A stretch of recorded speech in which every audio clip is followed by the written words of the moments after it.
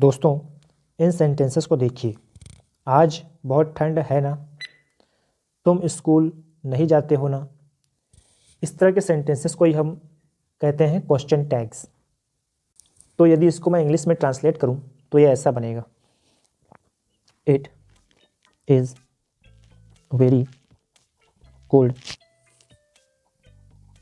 Today, isn't it.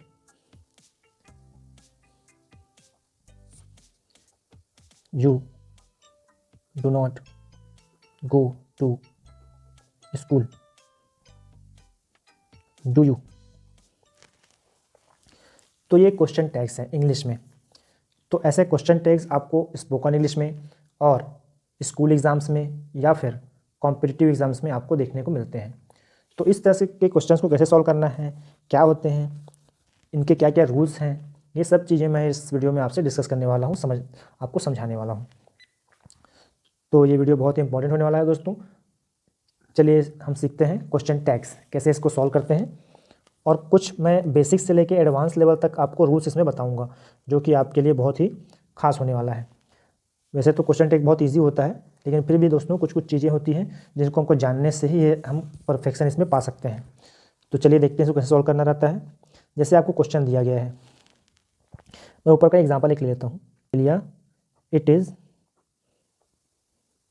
Very, चलिए cold की जगह मैं हॉट ले लेता हूँ। It is very hot today, आज बहुत गर्मी है। अब इसको क्वेश्चन टैग में हमको चेंज करना है, तो कैसे चेंज करके देखते हैं। इसका हो जाएगा इट इज़, पहले हमको स्टेटमेंट को ज्यों कहते हूँ लिख लेना है। ये स्टेटमेंट है, it is very hot today. यहाँ तक आपको ज्यों कहते हो कॉपी कर लेना है। अब यहाँ से चेंज होगा, यहाँ फुल स्टॉप है दोस्तों, तो आपको क्या करना है, यहाँ पे कॉमा लगा लेना है। अब आपको क्या देखना है, ऑक्सिलरी वर्ब। इसमें ऑक्सिलरी वर्ब क्या है, इज़। तो इज़ नॉट करना है। अगर ये पॉजिटिव में होता है तो इसको नेगेटिव में चेंज करना है। तो ये पॉजिटिव है तो ये क्या हो जाएगा, इज़ नॉट का इज़ंट। इसके बहुत सारे जो कॉन्ट्रैक्ट फॉर्म्स होते हैं सब मैं आपको बताऊंगा अभी। उसके बाद आ जाता है यहाँ पे प्रोनाउन इट, फिर क्वेश्चन मार्क, ये बन गया। एक और ले लेता हूँ मैं, तुम स्कूल नहीं जाते हो, उसी को ले लेता हूँ। यू, मान लो आपको सेंटेंस दिया गया है, आपको ऐसा सेंटेंस दिया रहेगा, इसको क्वेश्चन टैग में चेंज करिए बोलेगा। तो इसमें लिखा रहेगा you do not go to school. आपको ऐसा सेंटेंस दिया रहेगा, कहेगा कि इसको मेक अ क्वेश्चन टैग। आपको क्वेश्चन टैग बनाने के लिए बोलेगा ये make a question tag. Generally ये क्या होता है, स्कूल के एग्जाम्स में जो डू एज डायरेक्टेड वाले क्वेश्चंस होते हैं उसमें आपको ये देखने को मिलेगा, you do not go to school. अब इसे कैसे चेंज करेंगे, इसमें भी स्टेटमेंट को आपको पहले लिख लेना है। तो स्टेटमेंट क्या है, ये लिख लिया हमने, you do not go to school. इसके बाद यहाँ पे लगा देना है कॉमा, यहाँ फुल स्टॉप है, यहाँ पे कॉमा लगाना है। अब देखना है इसमें डू नॉट दिया हुआ है, मतलब ये नेगेटिव है, तो हमें इसको पॉजिटिव में क्वेश्चन टैग बनाना है। तो ये क्या हो जाएगा, डू यू, फिर क्वेश्चन मार्क। तो क्वेश्चन टैग हमने क्या सीखा दोस्तों, कि क्वेश्चन टैग क्या होता है। देखिए, जैसे कि मैं कहता हूँ कि आज बहुत ठंड है ना, जैसे कि मुझे ठंड लग रही है तो मैं कहूँगा कि भाई बहुत ठंड है। तो मैं ये बात को कंफर्म करने के लिए कि भाई मुझे ही ठंड लग रही है कि बाकी सबको भी ठंड लग रही है, तो मैं क्या पूछूंगा, आज बहुत ठंड है ना। मैं सामने वाले से पूछूंगा, मैं 90% श्योर हूँ कि आज बहुत ठंड है, लेकिन 10% मैं श्योर नहीं हूँ, तो मैं क्या पूछ रहा हूँ, ना, है ना। ये मैं क्वेश्चन किया, it is very cold today isn't it. मैं सामने वाले से ऐसा क्वेश्चन कर रहा हूँ। तो वैसे ही तुम स्कूल नहीं जाते हो ना, मुझे पता है कि वो स्कूल नहीं जाता है, तो मैं इसको कंफर्म कर रहा हूँ तुम स्कूल नहीं जाते हो ना। तो ये चीज़ें होती हैं क्वेश्चन टैग में। यही चीज़ होता है कि आप 90% श्योर होते हो, 10% आप उसे कंफर्म करने के लिए सामने वाले से पूछते हो। जैसे कि जैसा मैं एक क्वेश्चन पूछ सकता हूँ, आर यू राहुल। जैसे मुझे पता नहीं है कि सामने वाला जो है वो राहुल है, मैं बिल्कुल भी कंफर्म नहीं हूँ, तो मैं क्या पूछूंगा उससे कि आर यू राहुल, क्या तुम राहुल हो। और अगर मैं 90% श्योर हूँ कि वो राहुल है, तो मैं क्या बोलूँगा, you are Rahul aren't you. देखिए दोनों में क्या फ़र्क है। मैंने सामने वाले से पूछा आर यू राहुल, क्या तुम राहुल हो? मैं बिल्कुल 100% मैं नहीं जानता कि वो है राहुल है, मैं बस पूछ रहा हूँ उससे। लेकिन इस केस में क्या हो रहा है, क्वेश्चन टैग वाले में मैं 90% श्योर हूँ, सिर्फ 10% मैं श्योर नहीं हूँ, इसलिए मैंने उससे पूछ लिया आरंट यू, क्या तुम हो? Are you are Rahul, aren't you, क्या तुम नहीं हो? तो ये होता है क्वेश्चन टैग और ये होता है जनरल क्वेश्चंस। तो जनरल क्वेश्चन में आप बिल्कुल भी श्योर नहीं होते हैं और क्वेश्चन टैग में आप 90% श्योर होते हो, 10% आप कन्फर्मेशन के लिए सामने वाले से क्वेश्चन करते हो। तो ये दोनों में फ़र्क होता है दोस्तों। तो देखिए अब क्या क्या चीज़ें आपको ध्यान में रखनी है, इसको देखते हैं। कुछ कुछ रूल्स आपको देखने को समझने को मिलेगा। ये स्टेटमेंट, तो ये जो स्टेटमेंट है आपको ध्यान रखना है, अगर ये जो स्टेटमेंट ये अगर पॉजिटिव में है तो आपको यहाँ पे टैग को क्या लगाना है, निगेटिव में बनाना है। पहला रूल आप इसको नोट कर लीजिए, ये पहला रूल हो गया। अगर स्टेटमेंट पॉजिटिव है तो टैग नेगेटिव बनेगा, और यहाँ पे देखिए अगर स्टेटमेंट नेगेटिव में है, ये स्टेटमेंट अगर स्टेटमेंट नेगेटिव है तो टैग हमारा क्या बनेगा, पॉजिटिव बनेगा। ये आप चीज़ पहला नोट कर लीजिए अच्छे से। दूसरी चीज़ आपको क्या ध्यान में रखना है, कौन कौन से पंक्चुएशन मार्क लगाना है इसको देख लीजिए। स्टेटमेंट के बाद आपको कॉमा लगाना है और लास्ट में आपको क्वेश्चन मार्क लगाना है। तो ये हो गया दूसरी चीज़। तीसरी चीज़ आपको क्या ध्यान में रखना है, कभी भी देखिए जब हम क्वेश्चन करते हैं तो जनरली क्वेश्चन क्या होता है, स्टार्ट करते हैं दोस्तों। तो यहाँ पे देखिए मैंने जब क्वेश्चन स्टार्ट किया तो ये कैपिटल लेटर में था, आर यू राहुल, आर का ए कैपिटल लेटर में था। लेकिन यहाँ पे जब मैंने डू यू लिखा, इजंट इट लिखा, तो ये स्मॉल लेटर में है। तो तीसरी चीज़ आपको ये ध्यान में रखना है, अपर केस लोअर केस का ध्यान रखना है, यहाँ पे आपको लोअर केस का यूज़ करना है। चौथा रूल आपको याद रखना है कि कभी भी आपको कॉन्ट्रैक्टेड फॉर्म का ही यूज़ करना रहता है इज़ नॉट के लिए। आप यहाँ पे ऐसे इज़ नॉट ऐसा नहीं लिख सकते, इज़ नॉट ये नहीं चलेगा, आपको इज़ नॉट का कॉन्ट्रैक्टेड फॉर्म इज़ेंट इट ये लिखना पड़ेगा। कॉन्ट्रैक्टेड फॉर्म कौन कौन से होते हैं ये मैं आपको शो कर देता हूँ। यहाँ पे आप देख सकते हैं कॉन्ट्रैक्टेड फॉर्म, इसे आप स्क्रीनशॉट ले सकते हैं। काफ़ी सारे कॉन्ट्रैक्टेड फॉर्म यहाँ पे हैं, जैसे कि यहाँ पे डू नॉट का डोंट, डिड नॉट का डिडंट, आर नॉट का आरंट, हैव नॉट का हैवेंट। जो कुछ कुछ चीज़ें हैं जिसमें थोड़ा सा कुछ नहीं है, बस कॉन्ट्रैक्टेड फॉर्म में ज़्यादा कुछ नहीं रहता दोस्तों, बहुत ईजी है। जैसे कि डू नॉट है, यहाँ पे डू नॉट, तो क्या करना है आपको, बस इसको ये हो जाएगा डोंट। कैसे बनाइए, बस इसमें से ओ जो होता है वो हट जाता है, वहाँ पे एपोस्ट्रोफी आ जाता है और टी आ जाता है। सभी में ऐसा ही होता है, कुछ कुछ ही होता है जिसमें कुछ अलग तरह से चेंजेस होता है, उसको मैं आपको शो कर देता हूँ। जैसे कि यहाँ पे देखिए शैल, शैल को देखिए, शैल नॉट का क्या हो गया, शैंट, शैल नॉट का शैंट होता है, शैलेंट नहीं होता है, ये आपको ध्यान रखना है। एक आपको और याद रखना है, विल नॉट का वांट होता है। यहाँ देखिए जहाँ पे डबल एल है वहाँ पे आपको कुछ चेंजेस देखने को मिलेगा, शैल में, विल में, तो ये वांट हो जाता है। चीज़ और ध्यान रखना है, कभी भी एम आई का एमेंट नहीं होता है, बल्कि क्या होता है उसका आर एंट आई हो जाता है। इस चीज़ को आपको ध्यान रखना है। इसको आप स्क्रीनशॉट ले लीजिए और इसको आपको याद होने चाहिए, तभी आपसे क्वेश्चन टैग अच्छे से आप बना पाएंगे। इसे कहते हैं कॉन्ट्रैक्टेड फॉर्म। चलिए आगे देखते हैं। अब पांचवा रूल में आपको क्या करना है देखते हैं। जैसे कि यहाँ पे एक सेंटेंस मैं ले लेता हूँ, एक सेंटेंस और ले लेता हूँ। यहाँ पे एक सेंटेंस आपको दिया हुआ है कि Ram is a good boy, इसका आपको टैग बनाना है। तो कैसे बनाएंगे, देखिए स्टेटमेंट क्या है, Ram is a good boy. तो सबसे पहला काम तो ये रहता है कि हमको स्टेटमेंट को जो कहते हैं लिख देना है, Ram is a good boy. अब यहाँ से कहानी शुरू होती है, यहाँ से क्या करना है आपको, कॉमा लगाना है। अब क्या है यहाँ पे देखना है, इज़ है, इज़ मतलब हेल्पिंग वर्ब दिया हुआ है, ऑक्सिलरी वर्ब दिया हुआ है, तो कुछ सिंपल इज़ेंट कर देना है यहाँ पे, इज़ नॉट का इज़ेंट। ये पॉजिटिव है तो यहाँ नेगेटिव बन जाएगा, स्टेटमेंट पॉजिटिव है तो इज़ेंट। अब यहाँ पे खेल होता है, देखिए यहाँ पे दिया है राम, अब यहाँ पे क्या हम राम लिखेंगे, इज़ेंट राम, फिर क्वेश्चन लगाएंगे क्या, नहीं ये गलत है। कभी भी नाउन, राम एक नाउन है, उसको यहाँ पे नहीं लिखा जाता है, यहाँ पे हम हमेशा प्रोनाउन का यूज़ करते हैं। तो राम का प्रोनाउन क्या होगा, क्योंकि राम एक लड़का है तो यहाँ पे हम लगाएंगे ही, उसके बाद रहेगा क्वेश्चन मार्क, ये सही होगा। Ram is a good boy isn't he. तो ये पांचवा रूल हो गया, ये आपको याद रखना है। छठवां चीज़ आपको क्या याद रखना है दोस्तों, देखिए जैसे कि मैंने बताया आपको कि स्टेटमेंट पॉजिटिव होता है तो हमको इधर नेगेटिव में टैग लगाना रहता है। लेकिन कई बार क्या होता है, हमको कुछ सेंटेंस ऐसे होते हैं जो देखने में तो हमको क्या लगते हैं कि वो सेंटेंस जो है वो पॉजिटिव हैं, लेकिन वो रहते क्या हैं, निगेटिव। जैसे कि एक एग्जांपल लेते हैं, he never goes to school. अब इसको देखिए, he never goes to school. Never, never अपने आप में एक क्या है, एक नेगेटिव वर्ड है। नेवर मतलब कभी नहीं।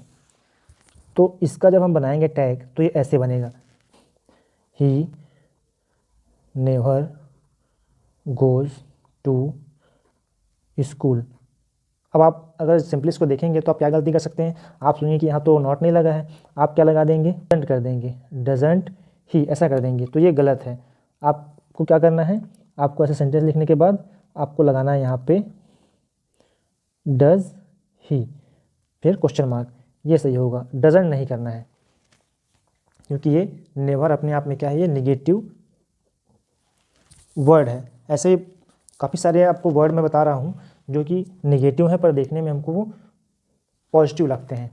तो दोस्तों ये देख रहे हैं, ये सब जो वर्ड्स हैं ये सब क्या है, ये सब निगेटिव सेंस हमको देते हैं, निगेटिव वर्ड्स होंगे, जैसे कि barely, hardly, no, neither, none, nobody, no one, nothing, seldom, scarcely, rarely, little, few, never.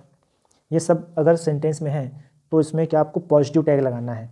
जैसे एग्जांपल के लिए, सेल्डम कम्स, वह कभी कभार ही आता है, तो मतलब बिल्कुल नहीं आता है, ना के बराबर आता है। तो उसका क्या बन जाएगा टैग, अगर हम बनाएंगे तो ही सेल्डम कम्स, डज ही। ये नेगेटिव है, यहाँ पे पॉजिटिव हमको टैग लगा दिए, ये हो गया। ऐसे ही इस तरह के जब वर्ड आएंगे तब आपको यहाँ पॉजिटिव टैग लगाना है। तो इस तरह से 5 मैंने आपको 6 टोटल नियम बताए, टोटल 6 नियम। ये 6 नियम जो है बिल्कुल बेसिक हैं, आपके स्कूल एग्जाम्स में इसी 6 नियम में से ही क्वेश्चंस पूछे जाते हैं, इससे ज़्यादा बाहर के नहीं पूछे जाते। लेकिन इसके बाद मैं जो रूल आपको बता रहा हूँ वो एडवांस लेवल के हैं, वो बहुत ही जो बड़े बड़े एग्ज़ाम होंगे उसमें आपको ये देखने को मिलेंगे। स्कूल के एग्ज़ाम के लिए इतना काफ़ी है, इतने में आप सीख सकते हैं। मैं इसके बेस पे कुछ एक्सरसाइज आपको शो कर रहा हूँ, इसके बाद मैं आपको एडवांस लेवल के जो रूल्स होते हैं वो बताऊँगा।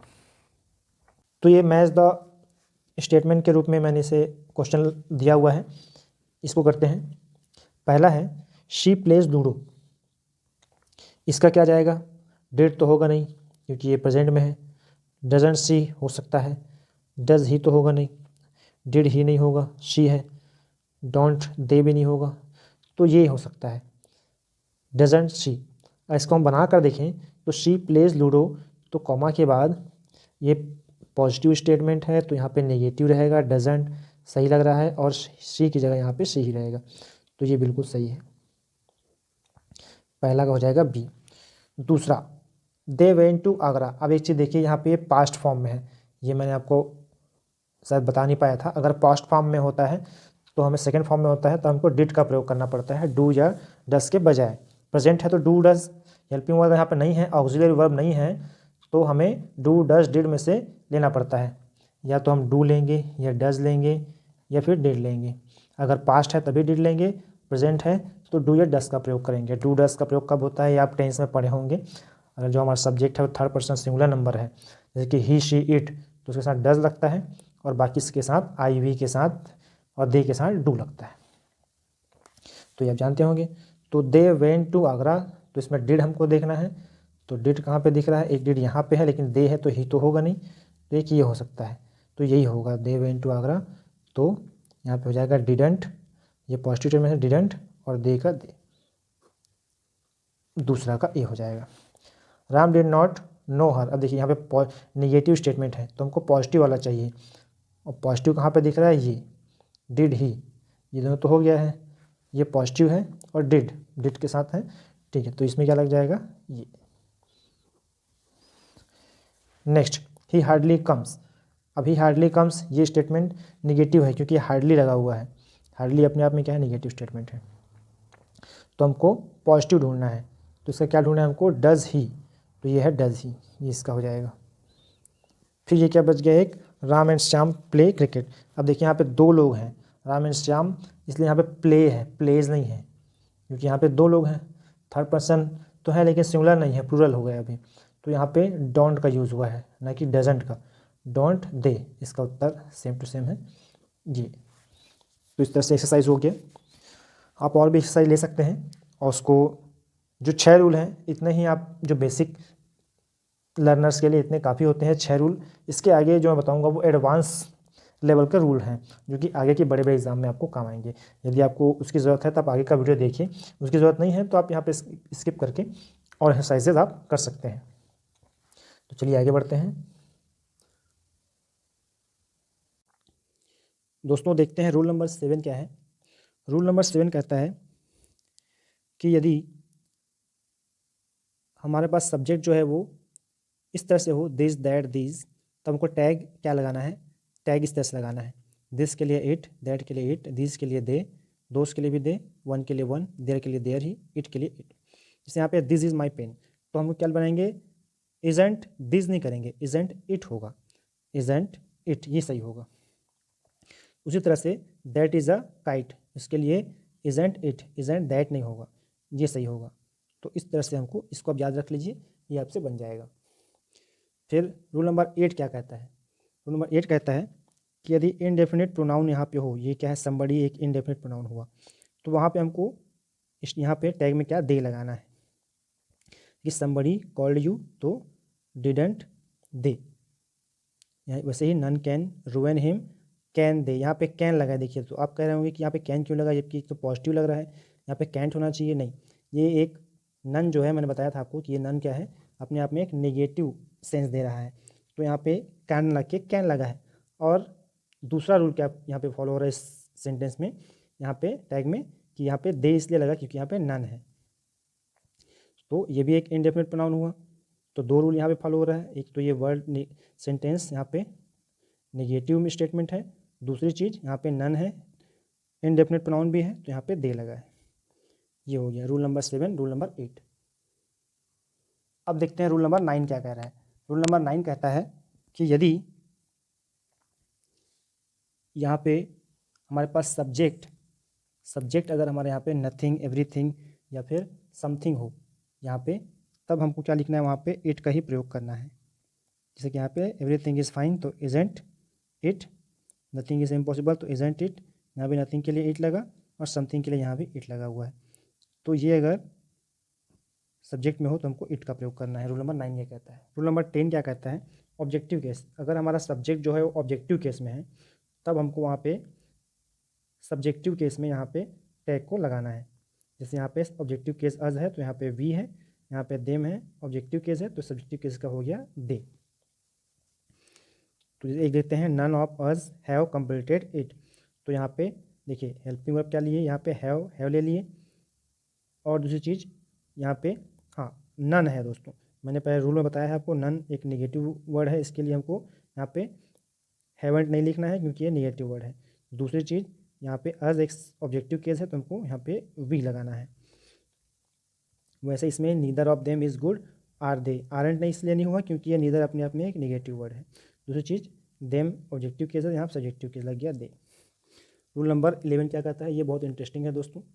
यदि लेट का यूज़ हुआ हो सेंटेंस में, जैसे कि लेट अस गो, तो इसका हो जाएगा विल या शैल आपको यूज़ करना है, विल या शैल लेट वाले सेंटेंस में। और लेट अस के लिए वी, हिम के लिए यू, देम के लिए यू, और हर के लिए भी यू। देखिए तो इसमें डायरेक्ट आपको क्या लिख देंगे, बस लेट अस गो, तो शैल वी शैल क्यों लगा, क्योंकि वी आई और वी के साथ शैल लगता है। दूसरा हो गया लेट हिम सिंग, उसे गाने दो, तो विल यू के साथ विल लगेगा, तो ये लग गया will you question mark. Let them play, तो इसका क्या हो गया, विल यू, अगेन देम के लिए यू लगता है। तो ये हो गया रूल नंबर 11। आगे देखते हैं दोस्तों, अब देखते हैं रूल नंबर 12 और 13, लास्ट 2 रूल बचे हुए हैं, इसे देख लेते हैं। इम्पेरेटिव सेंटेंस, अगर हमारा सेंटेंस इम्पेरेटिव हो, मतलब आज्ञा सूचक वाक्य हो, तब उसे कैसे बनाएंगे। जैसे कि ओपन द डोर, तो यहाँ पे आपको कुछ नहीं, बस आपको विल या वांट दोनों में से कुछ भी लगा सकते हैं। यहाँ पे आपको बाउंडेशन नहीं है कि स्टेटमेंट पॉजिटिव है तो यहाँ पे नेगेटिव बनाना है, या नेगेटिव है तो पॉजिटिव बनाना है। आप विल यू या वांट यू किसी में भी लिख सकते हैं। जैसे कि यहाँ पे ओपन द डोर, तो वांट यू या फिर विल यू दोनों का यूज़ कर सकते हैं। देखिए दोस्तों, देखते हैं रूल नंबर 12। रूल नंबर 12 में क्या है, इम्पेरेटिव सेंटेंस, आज्ञासूचक वाक्य होते हैं, इसको कैसे बनाएंगे। आज्ञासूचक वाक्य क्या होते हैं, जो डायरेक्ट वर्ब से स्टार्ट होते हैं। हम सामने वाले से डायरेक्ट बात करते हैं, कम हियर, गो देयर, सामने वाले को बोलते हैं, ठीक है। तो ये होता है इम्पेरेटिव या फिर आज्ञासूचक। तो इसमें यू का तो यूज़ होगा ही, तो इसमें ये देखना है दोस्तों, विल यू या फिर वांट यू। आप टैग के रूप में विल यू और वांट यू को ही लगाएंगे। दोनों में से कुछ भी लगा सकते हैं, कोई प्रॉब्लम नहीं है। जैसे कि ओपन द डोर, दरवाजा खोलिए, विल यू या वांट यू, आप कुछ भी पूछ सकते हैं, दोनों सही होगा। ये भी सही है, ये भी सही है। लेकिन अगर नेगेटिव स्टेटमेंट हो इम्पेरेटिव सेंटेंस में, तो आपको सिर्फ और सिर्फ विल यू का यूज़ करना है, वांट यू आप नहीं लगा सकते। डोंट प्लग द फ्लावर, फूल मत तोड़िए, विल यू क्वेश्चन मार्क, ऐसा बन जाएगा। अब क्वेश्चन रूल नंबर 13 देखते हैं। अगर इम्पेरेटिव सेंटेंस में ही हमको इरिटेशन हो रही है सामने वाले से, उस अंदाज में हम बोल रहे हैं कि भाई हम अब सामने वाले से परेशान हैं, इसकी शट अप, अपना मुंह बंद करो, कीप योर माउथ शट, अपना मुंह बंद करिए, ठीक है, चुप रहिए। तो ऐसे में हम क्या है, सामने वाले से इरिटेट होकर हम उसको बोल रहे हैं, तो इसमें सिर्फ हमको कांट यू का यूज़ करना रहता है। तो शट अप तो can't you, keep your mouth shut फिर इसमें कांट यू, बस ये चीज़ आपको ध्यान रखना है। रूल नंबर 14 जो कि हैव, हैज़ या हैड से रिलेटेड है। देखिए हैव या हैज़ हेल्पिंग वर्ब की तरह भी यूज़ होते हैं। जनरली क्वेश्चन टैग जो होते हैं, क्वेश्चन टैग का जो टैग होता है क्वेश्चन का, वो ऑक्सिलरी वर्ब से ही बनता है। Is, am, are, was, were, do, does, did, has, have, could, should, would, can, इन सब चीज़ों से। लेकिन हैव या हैज़ या हैड क्या है, ये मेन वर्ब की तरह भी कई बार यूज़ होते हैं। देखिए जैसे कि सेंटेंस में देखिए, he has completed the work, वो अपना काम कर चुका है। हैज़ यहाँ पे हेल्पिंग वर्ब की तरह यूज़ हुआ है कंप्लीटेड के लिए। लेकिन यहाँ पे देखिए, ही हैज़ अ पेन, उसके पास एक पेन है, मतलब ये वो अपना पेन एक रखा है। तो दोनों में क्या डिफरेंस हुआ, ये मेन वर्ब है, यहाँ पे ये क्या है, मेन वर्ब है, और यहाँ पे क्या है, हेल्पिंग वर्ब है। तब इसका टैग कैसे बनेगा, he has completed the work, तो इसका बन जाएगा हैज़ेंट ही क्वेश्चन मार्क। इसका कैसे बनेगा, ही हैज़ अ पेन, इसका बन जाएगा डज, हैज़ है ना, तो डजेंट बन जाएगा, डजेंट ही, उसके पास एक पेन है क्या, नहीं है। तो देखिए दोनों फ़र्क, उम्मीद करता हूँ आपको ये समझ में आया होगा। इसको बना के देख लेते हैं। They have watch the match, तो इसका आ जाएगा हैवंट दे।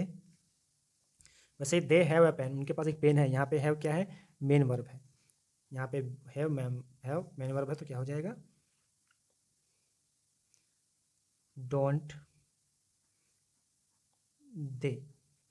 यहाँ पे जब यहाँ पे हेल्पिंग वर्ब ना हो नहीं होता है तो हमको डू, डज या डिड में से लेना रहता है, ये आपको मैंने बताया। तो इस तरह से ये कंप्लीट होगा। दोस्तों रूल नंबर 15 भी देख लेते हैं। एक रूल और बन जाता है, कई बार क्या होता है, ऐसे आपको कॉन्ट्रैक्टेड फॉर्म देखने को मिलते होंगे, ही, एज, ही, डी, तो इसको या तो ये ही हैड भी हो सकता है, ही वुड भी हो सकता है। वैसे ही एज, ही हैज़ भी हो सकता है, ही इज़ भी हो सकता है, ही वाज भी हो सकता है। तो इसको आपको ध्यान देने की ज़रूरत है कि कैसे इसको हम सेंटेंस में क्या कौन सा टैग बनाएं। जैसे एग्जांपल के लिए दिया हुआ सेंटेंस, ही, यहाँ पे डी लगा हुआ है, कंप्लीटेड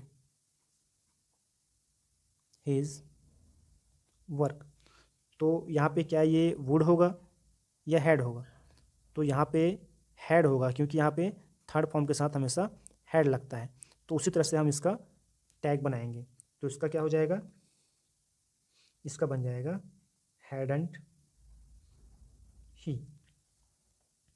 तो इस चीज़ को आपको ध्यान रखना है दोस्तों, ये कॉन्ट्रैक्टेड फॉर्म में भी ऐसा कन्फ्यूज़न देखने को मिलता है। तो आई होप ये वीडियो आपको पसंद आया हो। अगर ये आपको वीडियो पसंद आता है तो मेरे YouTube channel English with Vinod sir को सब्सक्राइब कर लीजिए, ये बिल्कुल फ्री है। इसमें मैं आप बहुत सारे वीडियोज़ अपलोड करता रहता हूँ आपसे आपके इंग्लिश को इम्प्रूव करने के लिए। और मैं आपको कुछ क्वेश्चंस दे रहा हूँ, इसे आप मुझे सॉल्व करके कमेंट में भेजिएगा कि किसका क्या आंसर होगा। देखते हैं आप कितना मार्क्स पाते हैं आउट ऑफ 10। आज के इस वीडियो में इतना ही, मिलते हैं नेक्स्ट वीडियो में, तब तक के लिए गुड बाय, टेक केयर।